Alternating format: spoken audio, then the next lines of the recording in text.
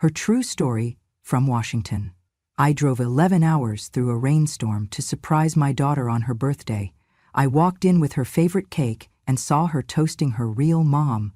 She called it a private dinner. I called it unforgettable. "Not sure if she's on her way yet?" the woman said, voice dripping with ease. "The biggest gift she could give you is that massive life insurance payout. I'm your real mother, owning that role officially." I pressed my back into the cool wood of the door, my fingers gripping the phone so tightly my knuckles turned white. The screen illuminating in my trembling hand, the rain lashed so hard it sounded like a sledgehammer on shingles, each drop a cold reminder of the miles I'd driven, the storms I'd endured. In my other hand, I held the chocolate birthday cake, soft icing smudging into my palm, its weight heavier than I'd expected, as if it carried all the love and memories of our shared years. Through the narrow crack in the door, I heard her voice, my daughter's, light and casual, accompanied by the clipped confidence of another woman's laughter. A chill ran down my spine when I realized with absolute clarity that they were plotting something unspeakable. No thunder could match the coldness that swept through me. Their words were deliberate, practiced, cruel. They planned to wait until I was gone, until I couldn't watch them in this moment, and then step in to take my place. They spoke as if I were already invisible. They spoke as if I didn't matter. My breath caught in my throat. I swallowed hard, the knot of tears struggling behind my ribs, but I would not allow them to see me fall apart. Let them talk. Let them believe I would empty my hands and turn around at the first hurt. Let them think they'd won. I squeezed the phone tighter, forcing my fingers not to shake. I had to record every word, every cruel syllable, evidence of betrayal, proof that would stand when they tried to rewrite this night. The door behind me seemed to shrink, the laughter gathering and growing. They had created this private world, expecting it to be theirs without question. But I stood here, with a cake and a phone and a heart that refused to break. I reminded myself of who I was. I had driven 11 hours through relentless rain, past highways turned rivers, past roadside diners and empty gas pumps, just to see her smile. I had made that cake, carefully, with her favorite flavor and decorations she'd loved since she was 5. That cake was my gift, not a check, not a scrapbook message, but a living, breathing token of my love. And they thought that was nothing. I leaned in closer, pressing my ear to the door. The rain rattled and the laughter mixed with the click of champagne glasses. They were toasting the woman they called real mom. My daughter's laughter sounded hollow. Every chord of that emptiness stirred my resolve into flame. They were underestimating me. They had believed that distance, or even death, would be enough to push me out. Instead, I was here, alive, present, holding a cake and a camera and a piece of my heart. They could toast champagne in their private world, but I held the truth in my hand. I backed away from the door and stepped into the corridor on the polished wood floor, still dampened by rain, tracked in through the entrance. My heart pounded with every step. The air reeked faintly of spilled champagne and bright candle wax. I told myself, I am not asking permission. I am claiming a right. I stopped just outside the room. I took a deep breath, tasting rain and hope and determination all at once. The cake was heavy, but I kept my grip steady. My fingers tapped recorded confirmation onto the cake box, all the while angled toward their conversation. I held the phone at chest height, ready to pull it up and show it to a waiter, a manager, to anyone who would witness this injustice. Tears had not yet come.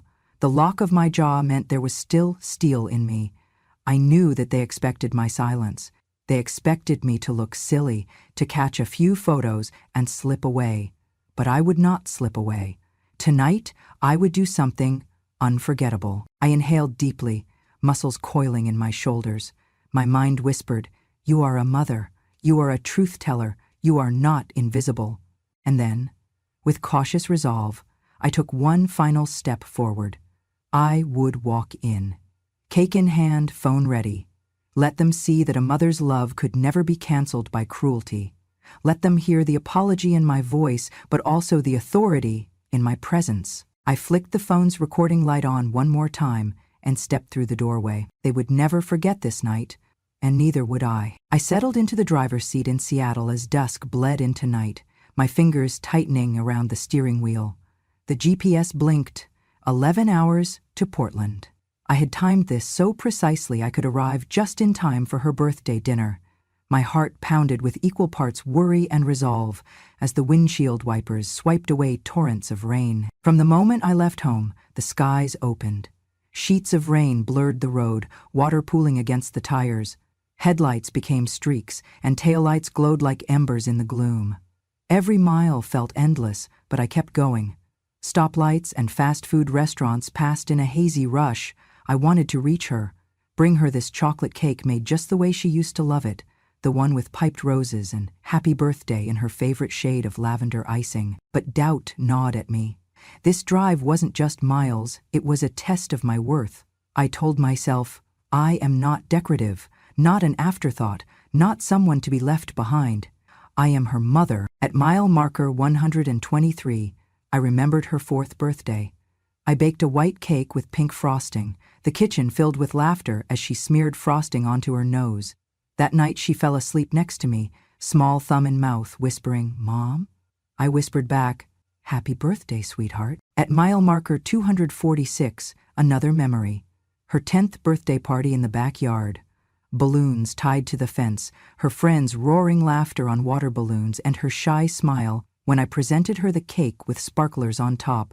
She hugged me and said, "Thanks, Mom." History was repeating itself, both in miles and memories, but something had changed.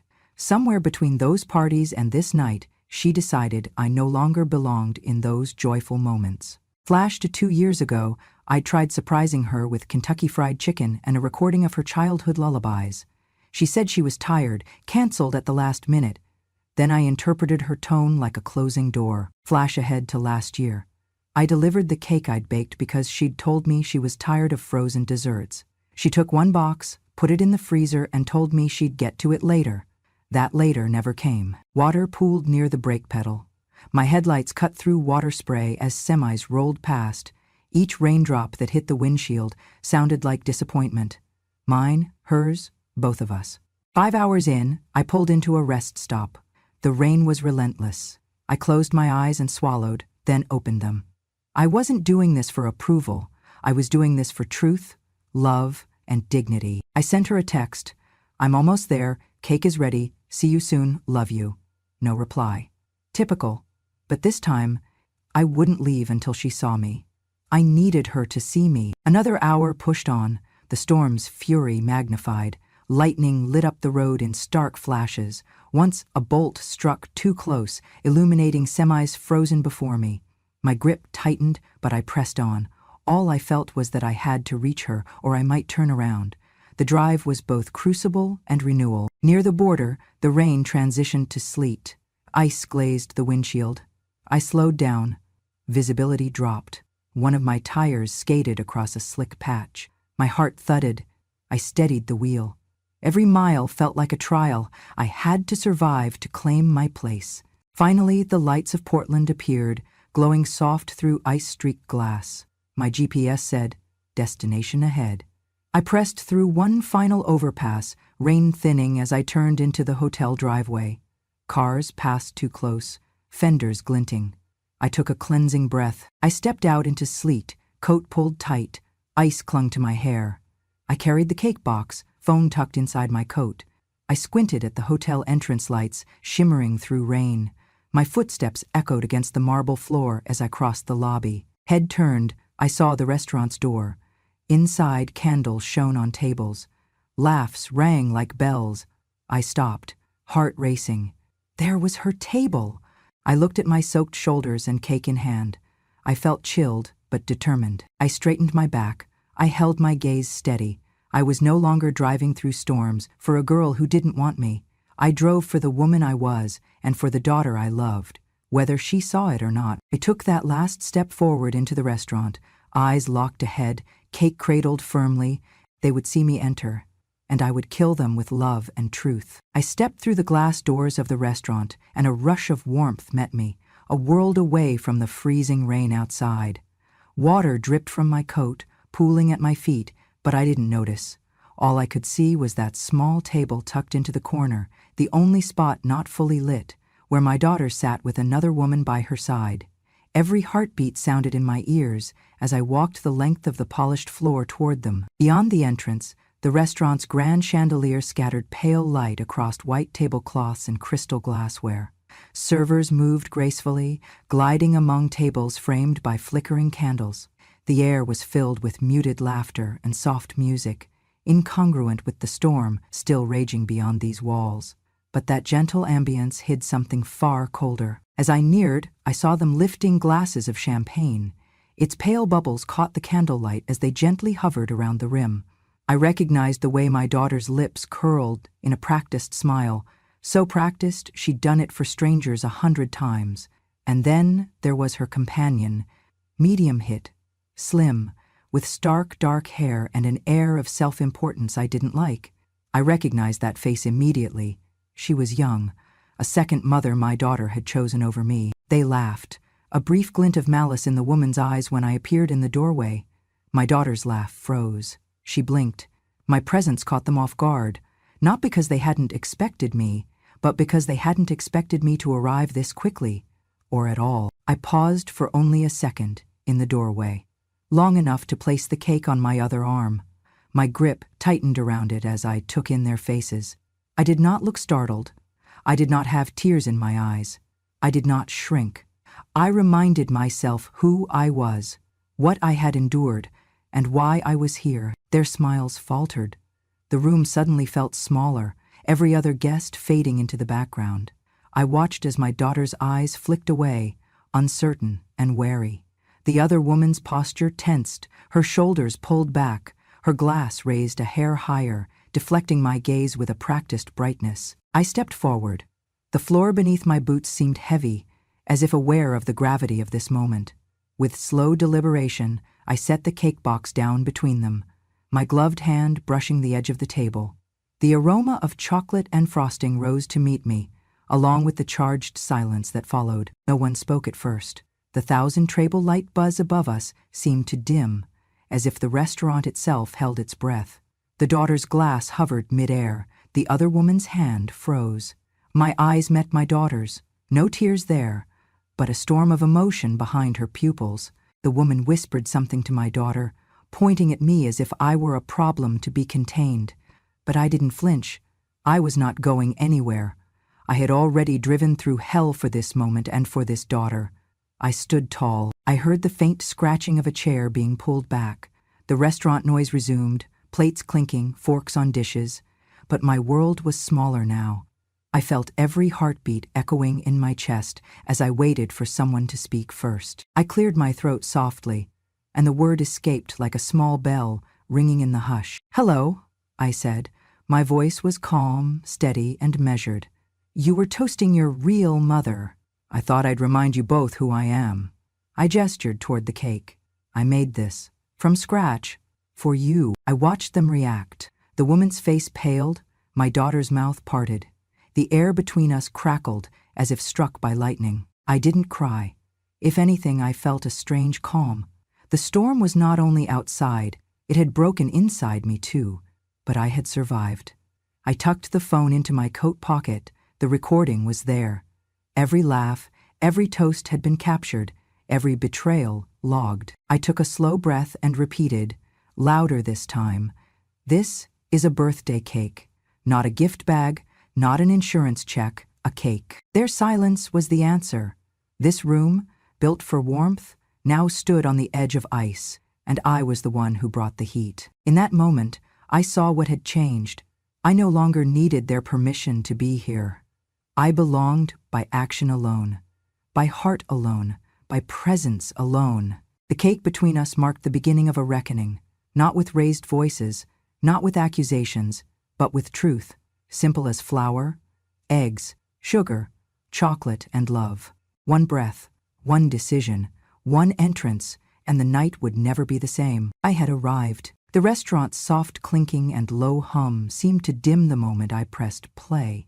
The video still glowed in my hand, just enough light to cast faint reflections on their faces. My daughter's grip around the champagne glass loosened. The woman next to her stiffened like a statue suddenly struck. On the video, their voices cut through the hum. The camera wavered. Mine was shaking in my wrist, but I kept it trained on them. every moment a weapon in silence. "So after she finishes the cake and dashes out, she'll think it was a heart attack," the woman said, her tone clinical, like discussing the weather. "Brake lines already loosened. Accident to look natural." My stomach twisted.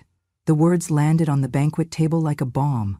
Their private birthday dinner had a far darker script. My daughter's eyes widened.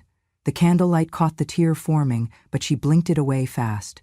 The woman looked triumphant until the phone's light revealed her pale face and wide eyes. Their triumphant facade broke. I pressed pause. Silence roared louder than thunder. Every head in the restaurant turned toward our corner. Servers stopped mid-serve. Diners paused mid-bite. My heart thundered with mine. I felt like a conductor of this immense hush. They looked at me, then at the phone, then back to me. The scale shifted. I watched as reality descended upon them. Betrayal exposed, intentions laid bare. The woman attempted to smile, self-assured. "Mom, no. I mean, this doesn't mean what you think." She trailed off. My daughter's eyes were locked on mine. Confusion, fear, guilt, everything swirling in that single glance. I stood straighter. I felt a shift beneath my skin. I was no longer the rejected mother, awkwardly hovering at the edge.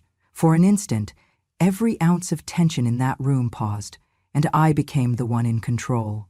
I didn't move the phone. I didn't babble accusations. I just held it up, slowly. The glow caught the sparkling wine bubbles, still intact in their glasses. Stark contrast to the betrayal just unveiled. "What you hear," I said steadily, "is conspiracy. Insurance fraud. Attempted murder." My words spelled the meaning. Gasps echoed around us. The woman stifled a gasp. My daughter looked like she might collapse. Somewhere, a single fork clattered against a plate. Breakfast napkins lifted on a breeze from air conditioning vents. But mostly there was my voice, measured and true. "I came here with cake," I said, placing the ornate box down so gently it resembled a gift.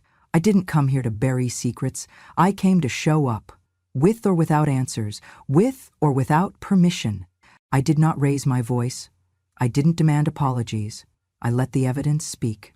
And suddenly, the power in this room flipped, like a switch. Suddenly I was no longer the intruder. I was the bearer of truth. I could feel their panic transfer to the other tables. Phones slid out of pockets everywhere. People gathered for distance but watched for consequence. The woman reached forward urgently. "This is private," she hissed behind her hands, then broke off when everyone turned toward her again. Nobody else spoke. My daughter stood, trembling. She looked at me, the real mother, and I saw the storm inside her. Shame, confusion, something like grief. I could have walked away, but a new thought took root. I didn't come this far to walk away. She should see me here, not vanished, not silenced. I stood toe-to-toe with her daughter across the table. Her eyes welled, but she didn't blink. I pointed to the cake. A birthday cake is the simplest, most honest gift. No tricks, no motives. I hope the flavor reminds you of my love. I paused again, calmly. The restaurant had turned into something else now, a courtroom, a gallery, a reckoning zone. Somewhere, a waiter tiptoed near us, uncertain what to do. I nodded at him, still holding the video phone steady. "Please don't delete this recording. It's the only proof I have. Proof that I didn't vanish. Proof that my daughter still needs a mother worth believing in." At that, the other diners shifted uncomfortably, the stolen celebration now tainted by conspiracy. Time slowed. My daughter's lower lip quivered. The woman beside her had gone pale, eyes sliding away. Then she stood. My daughter did the same. It was quiet, but the moment thundered. No sound of stirring, just the soft resonance of gravity rebalancing. The woman fled first, raising her phone as if prepared to erase something. My daughter followed her to the door, her shoulders hunched, footsteps dainty as if she might break them. I didn't follow. I stayed planted. I waited for the silence to fill in the cracks they'd left behind. The restaurant's crystal glasses rang an apology across the room. The waiters bowed their heads, maybe offering solidarity, maybe guilt. One of them offered me a Kleenex, mistaking tears. I shook my head no, smiled faintly, and didn't speak. I took a steady breath, bowed my head with grace, and gently scooped up the cake box. It was still intact, still love. As I stepped forward, path cleared. The silence hung like a curtain behind me, charged but no longer menacing. I had revealed their betrayal. I had changed the space from secret celebration to public revelation. I no longer needed their approval. They now needed mine. I took that cake, I held that video, and I turned toward the door, feeling lighter than I had at the start of this night. I'd survived the rainstorm of betrayal. Now I carried the storm's calm aftermath in my heart. I placed the chocolate cake firmly at the center of the small table, its smooth icing and perfumed roses catching the candlelight. The room's hush deepened as I set down the box, its lid still closed, like a declaration of presence. I lifted my eyes, meeting mine across the table with steady composure. My voice was calm, yet carried the weight of every mile, every insult, every stolen memory. I didn't come here tonight to claim any role, because I already have one, I said, gently unclasping the cake lid. The camera in my pocket was recording silently. I didn't come seeking a replacement spot or looking for validation. I came because I am your mother. A subtle tremor passed through the room. My daughter's glass hovered before it shattered her illusion of control. Her so-called real mom stiffened, her lips parting as if to speak, but the room was not hers anymore. I reached behind me and stood. The candle above me flickered, and suddenly I appeared larger than I had felt all night. The cake, the gift, the gesture, was more than pastry and icing. It was love remade into defiance. I raised my champagne glass carefully. "Happy birthday, sweetheart," I said, voice soft but unwavering. I paused, letting the weight of my words sink in. "Here's to you, always the reason I'm here. Not out of obligation, but because I love you. And that will never change, even when doors close." Then I sipped. The champagne was crisp, and I tasted triumph with its bubbles. The guests around us watched, some murmuring support. Candles glowed anew. Even the woman beside my daughter drew in a shaky breath. My daughter's eyes glistened as recognition repelled through her confusion. She looked at me, not the woman who'd been standing in her childhood photos, but the mother who'd driven through storms and betrayal to stand in front of her tonight. The other woman cleared her throat. "That's heartfelt," she said, her voice betraying nerves. "Really heartfelt." I chose not to respond. My heart softened, but I held my ground. I was not seeking an apology, though it would have been welcomed. I was giving my daughter a moment of truth, and myself a moment of dignity. Slowly, a few guests at neighboring tables stood and clapped, quiet, respectful applause acknowledging courage more than cake. 2 servers exchanged smiles of solidarity. The woman beside my daughter looked away, her confidence crumbling. My daughter's lips quivered. She raised her glass, tentatively, and followed me. "To Mom," she whispered. The words trembled and broke free, heavier than I expected. I said. I lifted my glass higher, face tipped softly toward her. "To a brave woman who knows the simplest gestures speak louder than any conspiracy," I said. She swallowed and drank. The gesture shifted the balance. I could feel the currents of power align with me now, rooted in maternal truth. The gradations of emotion were visible. Relief spilled over into her tear-soaked eyes. Shame flickered across the other woman's expression, and guests offered nods of approval. I took a deliberate bite of cake. It was rich, sweet, and real. The taste of every triumphant mile I'd traveled. A small piece, but it embodied everything. Every memory, her childhood birthdays, the late-night lullabies, the countless kisses tucked at bedtime, streamed back into me. She reached forward and took my hand, damp from rain and nerves. The connection was electric. She didn't speak, she didn't have to. We shared the moment, 2 souls, mother and daughter, reclaiming something lost. Somewhere around us, soft murmurs turned into conversation. Someone whispered, "What a brave lady." Another shook her head in disbelief that such betrayal had been captured and such love reclaimed. My daughter looked at me fully, with true understanding. "I'm sorry," she whispered, "for everything." I nodded, swallowing thickness out of my throat. "I just want you. That's all." I smiled. "And a slice of cake." She laughed, tears in her eyes, and reached for the cake with me. I let her serve herself a piece, then lifted her glass once more. "To forgiveness and to being seen," I said.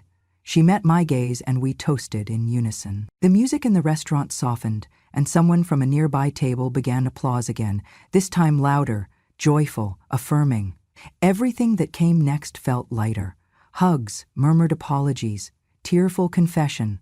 When I finally turned, eyes met across the room, a community of strangers who had witnessed a mother reclaim her place. And in that moment, I wasn't invisible or erased. I was the lead in my own story, marked by courage, resilience, and unshakable love. The cake was still there, humbled now, elevated by what it represented. A mother's truth, publicly honored at last. I gently placed the remaining cake box on the small side table and stepped closer to the birthday table. My coat still dripped with rain, but I barely noticed the wetness against marbled floors. I squared my shoulders, heart steady. Tonight wasn't about trophies or vindication. It was about a simple truth. I was your mother, and I would not leave silently. I paused at the edge of the table and regarded both of them. My daughter, trembling at the memory of shared meals and hugs through the years, and the woman who'd claimed whichever role I'd been erased from. I unrolled the ribbon around the cake box, and it fell away like a broken promise. The cake's rich aroma whispered of home, of love, of years of celebrations we'd once shared. I dove the cake server into the icing and cut a clean slice, the first one marked by sacred. I lifted the slice toward my daughter, then another toward the woman. For a moment their bodies tensed, surprise flickering in their eyes, but I did not hesitate. "This birthday dinner is ours," I said, my voice soft yet crystalline, each word carefully measured. "Your special day, shared with your mothers. I'm here because I love you, with all my heart, always." The cake rested on plates now, its warmth a gentle reminder that I belonged at this table. My daughter's fork shook as she took the piece. She didn't speak immediately. She just looked at the fork in her hand, then up at me, tears glistening. The other woman's hand hovered above her own plate, fragile as paper. For the first time in a long time, I saw her falter, unsure of how to respond. I took a deep breath and sat down at the chair between them, crossing my legs beneath the table. I kept from raising my voice, but carried the full weight of the moment in my posture, straight-backed, present, unflinching. Without a word, my daughter looked down at her cake slice, then at me. Tears formed again, smaller this time. She bit the cake, paused, and swallowed. The taste seemed to wash away years of pretense. I softened, offering her a small, reassuring smile. Not triumph, just love. The other woman shifted, her fingers grazing her plate, caught between admitting her place and acknowledging mine. The guests at surrounding tables watched quietly, their gazes gentle in solidarity. I felt a profound shift in the room's gravity. All pretense had dissolved, only transparency remained. I placed my hand softly on my daughter's. "I know things are different now, but as your mother, I want nothing more than to celebrate today with you, in honesty and respect." Her lips quivered, and she nodded, voice small. "Mom." The other woman rose, her glass raised awkwardly. "Happy birthday," she whispered to my daughter. Her voice shook, apology simmering beneath. No words of confrontation followed, only the quiet clinking of forks and the soft hum of the restaurant's restored warmth. We ate together, slowly, rebuilding a connection, one bite at a time. With each taste of cake, I tasted forgiveness and softness returning. I caught my daughter's eyes. I saw relief and regret, but also something new, the spark of recognition. She saw me now, not just as her mother, but as a woman of strength and dignity. I nodded once, assuring her silently, "It's okay." We finished our slices. A moment later, she leaned across the table and hugged me without hesitation. I didn't pull away. I held her close, feeling years of distance melt into something tender.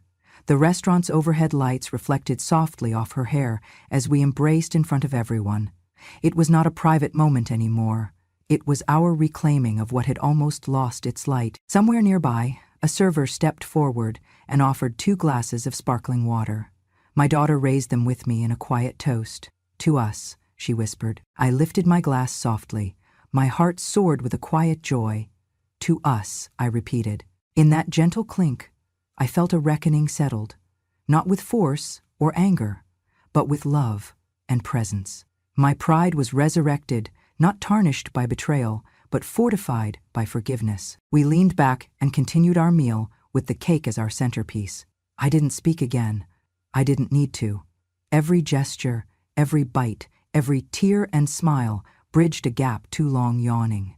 I had returned to reclaim my dignity, and now it shimmered between us at the birthday table. Beneath the soft glow of candles, I allowed myself a moment of peace. I had faced the storm, confronted their betrayal, and I stood here, my dignity reborn, celebrating the woman I raised. The air in the restaurant felt warmer now, as if acknowledging the quiet justice done. I sat between my daughter and the woman who existed as usurper that night, and I did not shrink. I belonged, I mattered, and I had faith again that love could do what words alone could not. The birthday dinner continued, but nothing was the same. I had delivered my truth, reclaimed my place, but more importantly, I had reminded myself, and surely reminded her, that a mother's love never leaves the table. I felt the warmth before I heard the applause, a ripple rolling through the restaurant as I sat down beside my daughter. A few plates clattered as hands stopped mid-reach. Then soft, respectful claps began. One table of senior patrons nodded in support. A couple at a nearby table shared a meaningful glance. Even the servers paused, their eyes reflecting a quiet solidarity. I placed my fork down and allowed their acknowledgement to wash over me. I wasn't invisible anymore. I leaned closer to my daughter and whispered, "You're still my daughter, always." Her eyes glistened as she nodded, lips trembling. I squeezed her hand, and she gave a small, grateful smile. The cake's fragrance swirled through us, a testament to all our shared birthdays, past, present, and hopefully future. The other woman, the one who had toasted me, just as a threat, stood abruptly. Her chair scraped against the floor. She looked around, saw the crowd's support, and then slipped quietly from the table. She didn't make eye contact with me or my daughter as she left. Her presence evaporated like smoke. The birthday dinner had shed its final hostage. The restaurant's spotlight shifted back to us. The servers circled the table bearing a small candlelit cake topper that read, "Happy Birthday." My daughter inhaled sharply and nodded. We leaned in together, hands steady and intertwined. Time slowed as she closed her eyes and made a wish. I watched her, tears wet at the corners of my eyes. When we blew across the candlelight, the soft glow flickered, a symbol of a fragile but hopeful mending. I carved a small piece of cake for each of us, my daughter, and for me, a slice of resilience. As I placed our plates before us, another gentle round of applause drifted through the room. I met my daughter's gaze and whispered once more, "I'm here now." She smiled, real and unguarded. All around, life in the dining room resumed, laughter, joy, soft music blending into a backdrop of renewal. But in our corner, an irrevocable shift had occurred. Words had been spoken, truth had been revealed, and sitting side by side, cake shared between us, I realized we had crossed a boundary we'd never cross back. In that quiet moment, surrounded by gentle clapping and understanding eyes, I understood. Tonight, we had reclaimed more than a birthday. We had reclaimed trust, presence, and the quiet dignity of a mother's unrelenting love. I stepped out onto the small wooden deck behind the restaurant, the summer evening breeze salty against my skin. The sky bled vibrant shades of crimson and gold as the sun dipped low, painting the horizon in a farewell I've seen only here, where water meets sky. The gentle rhythm of waves against the rocky shoreline sounded like a slow heartbeat, echoing mine. My daughter followed, wrapping her arms around me from behind. I turned to see her head resting lightly on my shoulder, and I squeezed her hand. She didn't speak, words weren't needed. The hum of the restaurant carried through the sliding doors behind us, but out here, the evening held only peace. I had entered tonight under the weight of betrayal, drenched, holding cake in one hand and truth in the other. I had been poised under the storm's assault, my heart heavy with their dismissal, my grip doubled down on faith. I had endured laughter at my expense, felt the sting of being replaced, and stood witness to their plotting under the thin veil of celebration. But I drove through wind and rain to reclaim what a few words couldn't erase.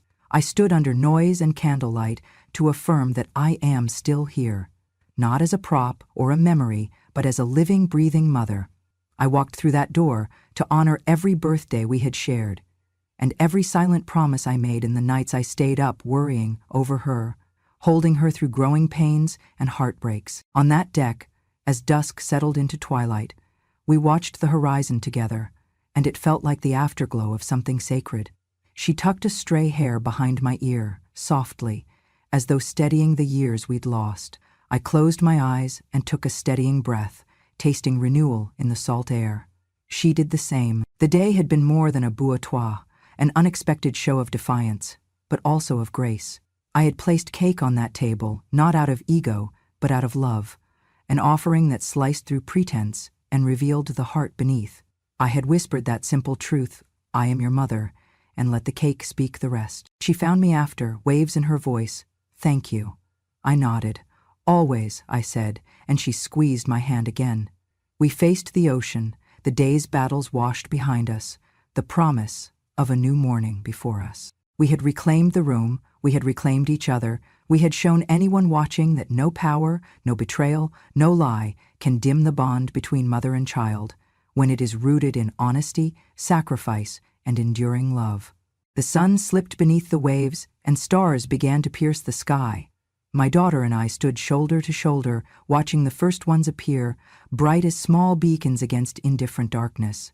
I took her hand and said softly, "No matter what storms come, we walk toward the light together." She nodded, eyes reflecting that distant shimmer. And in that moment, I realized, though the night had tested us, it had also broken the silence and reclaimed our place together at the table of honor. I had entered seeking permission. I left knowing that no permission was necessary. I turned to her and whispered my parting lesson. Even when we are cast aside, we still have the power to step into our own light. She smiled, and I knew we both understood. The horizon didn't just mark sunset, it marked renewal. And I realized I had walked into the light of my own worth, with my daughter by my side, and finally, that was enough. If this story resonated with something buried deep inside you, if you've ever felt invisible in the very rooms you helped build, or been pushed aside by those you once carried, then remember this: dignity does not fade with age, and love, real love, stands its ground even in the face of betrayal. I didn't raise my voice.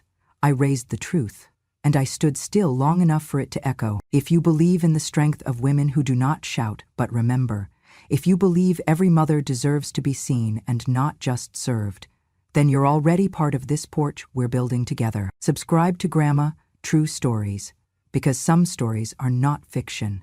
They're confessions from the quietest woman in the room. And she's finally ready to speak.